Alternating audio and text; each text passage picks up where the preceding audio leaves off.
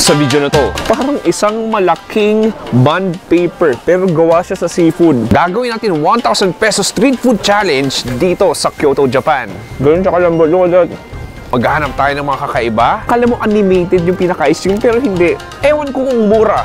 Carbs kung carbs pero I can't stop eating. Pero masarap na Japanese street food dito sa Kyoto. At tignan natin kung lalagpas ba ng 1,000 pesos ang gastos natin. No. Kaya hinihintay natin. Tsura!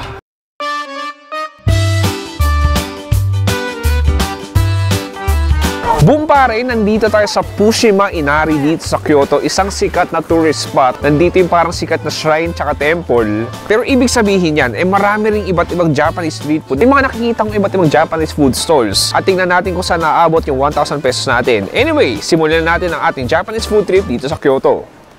Tsara! 1,000? Yeah, I have three kind of beef. Rice is a different.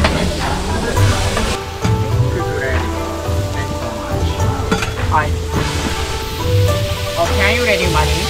Money, yeah. Okay pare, unang stop natin para sa ating 1,000 pesos street food challenge dito sa Kyoto. Meron tayo ditong iba't ibang steak skewers na hindi ko alam kung authentic steak talaga yan or totoong steak, pero feel ko ito yung medyo process. Anyway, may choices ka. Pwede ka mamili kung Wagyu, 1,000 lang yun. Miyazaki o kaya Kobe beef. At ang pinili ko yung medyo pinakamura, yung 1,000, which is yung Wagyu. Anyway, papansin ko, ginigrill lang niya, and then this steaming and piping hot. And then after mag-grill, lalagyan ng salt and pepper, then boom, tapos na, hot, ito na yung ating Wagyu. Look at this. Cheers, tikman natin.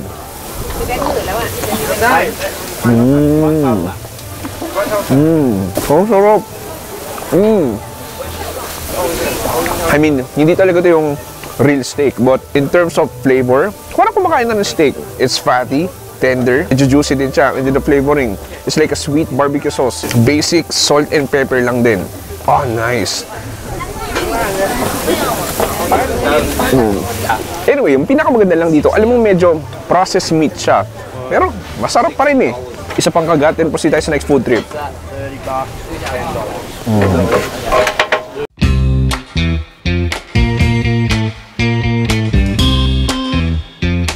Meron tayo ditong malalaking crab stick. Shout out kay Young Master Sunny para sa bandana na to. Pero ako'y bumili. Ginaya ko lang siya. Anyway, meron tayo ditong look at this. Para tong espada ng malaking... Ang laki, no? Iba. Parang iba to sa nakain ko last time. Anyway, tikman natin tong...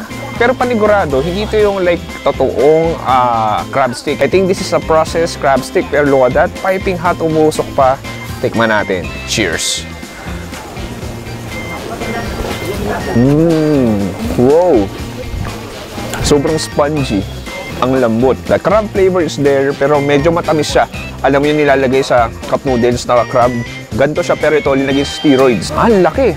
Kumbaga, medyo smoky din siya, tapos parang kung kumakain ng odeng o fish cake. Ganun siya kalambot. Look at that. Makikita mo, binoil niya lang yung pinaka-crab stick, ilalaga niya lang, pipili ka lang, iihaw niya. Papahiran niya ng parang sweet barbecue sauce. Then gusto ko lagyan ng parang chili powder. Ayan. Tapos, siguro, mayonnaise. Oh, nice. I mean, sarap ng addition ng mayonnaise na yun. Mas masarap dahil umanghang siya. Anyway pare, marami pang street food dito. Proceed tayo sa next food trip.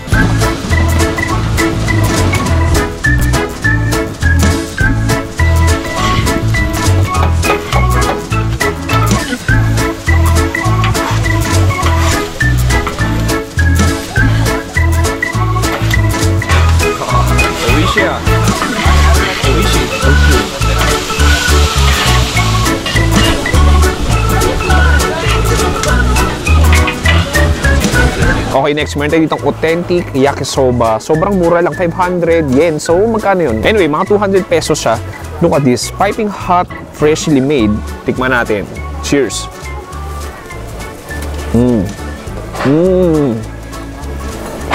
Alam mo yung parang nagbabounce yung texture niya. Ang lambot. And then, you have the sweet, savory, soy sauce base na sauce. And parang may mga chicken bits din siya and all of that veggies. Ay, masarap. Perfect kainin to habang nanonood kang Naruto, habang nanonood kang Dragon Ball Z, o habang nanonood ka ng Flame of Recca. Carbs kung carbs, pero I can't stop eating. Anyway, proceed tayo sa next food trip natin. Japanese yakitori. Yakitori, yeah.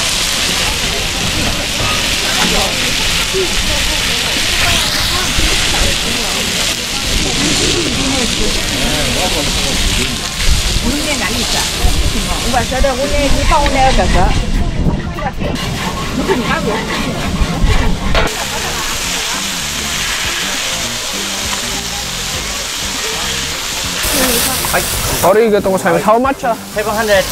Okay, next. Meron tayong nakita ditong chicken yakitori. Pare, ibang klase yung aksyon.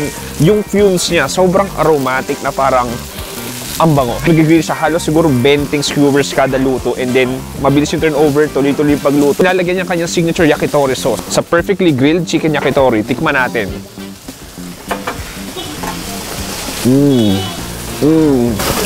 Wow. Ang sarap. Alam mo, parang noot na noot yung lasa ng manok na yung sauce niya, medyo may konting sweet, tangy, na medyo sour. And then yung manok, sobrang lambot. Sobrang juicy rin niya and smoky. Nakakain ng mga chicken yakitori sa Pilipinas, pero ibang klase to. Ang laki, ang sarap, malinamnam. And then yung balat niya, oo. Nakasama yung balat na sobrang parang ang lambot na. Isa pang kagat, then proceed tayo sa next food trip.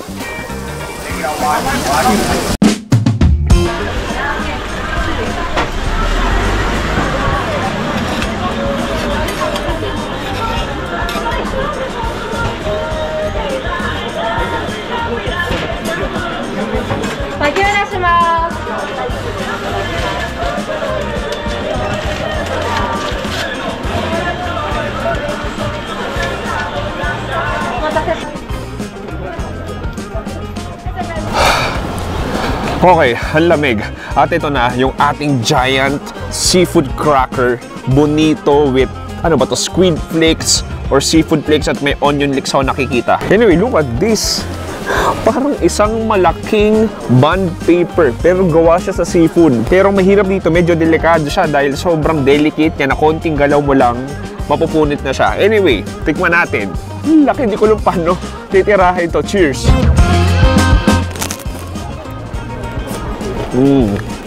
Okay. It's more on like, the flavor is like cracker. Kala ko chichirya pero parang cracker pala. So, yeah, may konting saltiness, may konting seafood flavor, konting-konti lang. It's more on the batter eh. So parang feel ko yung batter ng pancake o ng okonomiyaki, pinisat-chat, siguro crispy. No, yan. Ang laki. Para tong plaka ng 70s o 80s na music. Ang laki oh. Okay, when taste the onion leeks, parang di ko alam kung may squid meat ba yun. Pasing ko karamihan dito, bumibili ng isa, tapos pinaghati-hati nila. Kasi laki oh. Wow. Pero in terms of flavor, to be honest, hindi siya sobrang sarap, nothing special. Malaki lang talaga siya. Anyway, isa pa. Laki.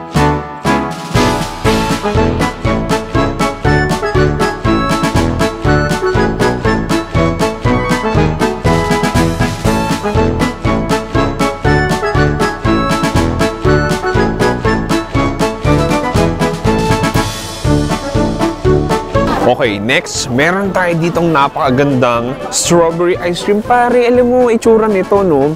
Para tong alam mo sa cartoons or anime, parang kala mo animated yung pinaka-ice cream, pero hindi. Tunay na buhay ito. Ganun lang siya kaganda. And then may strawberry sa taas, vanilla, may strawberry. Tikman natin. Punta tayo strawberry muna.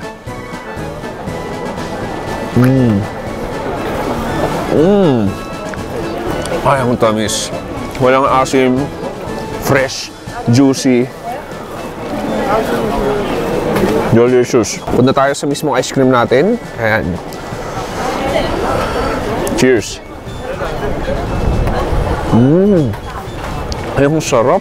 Ay, grabe. Parang ito yung pinakakakaibang strawberry ice cream tikman ko. Thick, milky, creamy. And then the strawberry flavor. Yeah, mix siya ng sweet and sour. Perfect lang, perfect balance. Ay, grabe. Parang kang kumakain ng soft serve, at the same time, parang kumakain ng gelato. Ang sarap niya. This might be one of my most favorite ice cream na tikman sa Japan so far.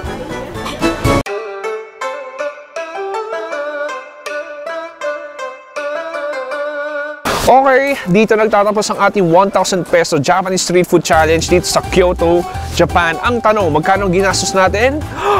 Siyempre, more than 1,000 pesos. 1,000... Wait lang. 1,714 pesos ang nagastos natin sa lahat ng yun. Siyempre, sa Japan tayo, I mean, hindi naman siya sobrang mahal, pero hindi siya sobrang mura. Hindi, actually, medyo mahal siya. Pero, sulit naman dahil masasarap lahat yun at nandito ka sa napakamalamig na bansa ng Japan. Maraming salamat sa panonood. Ako si Chewy dito sa Kyoto, Japan. Nagsasabi, stay safe, good night, and good bye. Bang! Lamig. O, nanginginig pa rin yung GoPro ko, nanginginig sa sobrang lamig.